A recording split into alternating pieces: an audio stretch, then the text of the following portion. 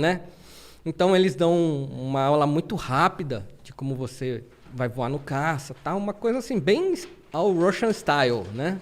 E, tipo, preparação quase nula, né? Entendi. Para você subir embarcar no avião. E aí eu tava lá no cockpit do caça, né? Me sentindo rei. Eu falei, nossa, tô realizando um sonho. Eu não vou ser astronauta, mas pô, só de voar num caça, acho que eu já consigo realizar meu sonho, né? E o russo falava assim, tá vendo esse botão aqui? Tô. Se você tocar, você morre. Bem tranquilo, né? Tipo russo mesmo, né? Aí ele falou, ó, e esse botão aqui? Então, se você tocar, você morre. Caramba, tudo.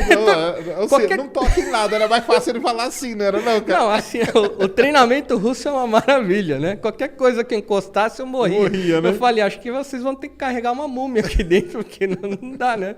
Um peso morto, né? Dentro do Mas avião. que eles devem ficar com medo danado de um cara sentar ali, né? E começar a mexer em tudo, né? Então acho que eles devem fazer esse tipo de terror aí, né? Então, aí tinha aquela alça, tem uma alça em forma de borboleta que fica aqui bem, aqui nessa região aqui do corpo. E eu falei, essa alça aqui é para ejeção, né? Então eu me salvo.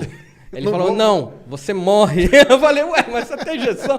Eu vou morrer? Ele falou, você não pode se ejetar de qualquer altitude. Tem a altitude certa para se ejetar e tudo mais. Tem um monte de coisa, né? Fora que eu não tenho um preparo para uma injeção de 14 Gs, né? 14 Gs, imagina, 14 vezes o meu peso me amassando assim, me comprimindo no banco na hora da ejeção. Não dá, né? Eu ia voltar com a coluna toda arrebentada, né? Então, bom, depois desse treinamento maravilhoso, né, que eu não podia encostar em nada, aqui, senão eu morria, né? Basicamente era uma coisa assim, eu comecei a sentir uma certa alegria, né, no voo. Falei, olha, eu vou realizar o voo de qualquer forma, independente de qualquer coisa, se eu morrer, vai ser feliz. Então, foi mais ou menos por aí. E aí, o caça sobe, que é aquela coisa assim, sai de 0 a 400 km horários assim, em 1 segundo, né? Então, praticamente um chute nas costas. E aí você tá com aquele capacete e tal, e aquela cápsula ali, né, de vidro, toda o cockpit fantástico de um caça. E aí eu cheguei na estratosfera com esse avião, que é o ápice dessa viagem, é você poder estar com um avião que era muito superior aos nossos aviões da FAB, e uma turbina dele sozinha era mais potente que as 2 turbinas do nosso F5, né, da FAB. Então, e ele tinha 2 turbinas. Mas então, você já tinha voado aqui no Brasil em algum caça desses ou nunca? Não. Nunca? Foi o primeiro assim? Foi o primeiro e eu já fui de cara no Caramba! suprassumo, né, na Força Aérea, ali na... Mas a centrífuga e tal, você tinha feito antes? Sim, já tinha Tipo, você tinha mais ou menos já uma ideia da sensação que ia ter, né? Tinha. E para mim, assim, mais uma coisa que era um hobby que eu ia depois colocar no meu currículo se tivesse o chamamento. A questão é que desde 98 até hoje não teve outro chamamento. Eu entendi. Tudo que você foi fazendo depois foi esperando um novo chamamento público para ser astronauta mesmo. Exatamente. Astronauta tipo oficial do Brasil, né? Entendi. Era esse o meu desejo, era ser astronauta de profissão. E aí o que aconteceu? Cheguei lá na estratosfera. E aí aquela pergunta que não quer calar. E a Terra, como que ela é? Lá de cima, quando você vê. Olha, eu vi que a Terra é arredondada.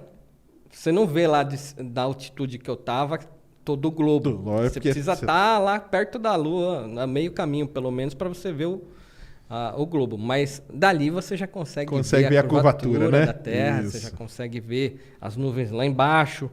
Você já consegue ver o espaço em cima da sua cabeça, porque uma vez que você está voando na estratosfera, você está na camada de ozônio da Terra, né? Então, você está mais que o dobro da altitude de um avião comum, está ali com os equipamentos todos, né, do cockpit, de segurança, oxigênio, pressurização de cabine.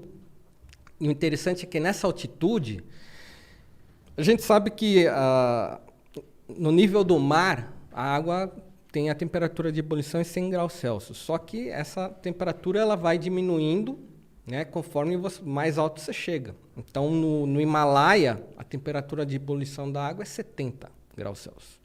E ali onde eu fui, eu não lembro agora, algo como, sei lá, uns 40 e poucos graus Celsius.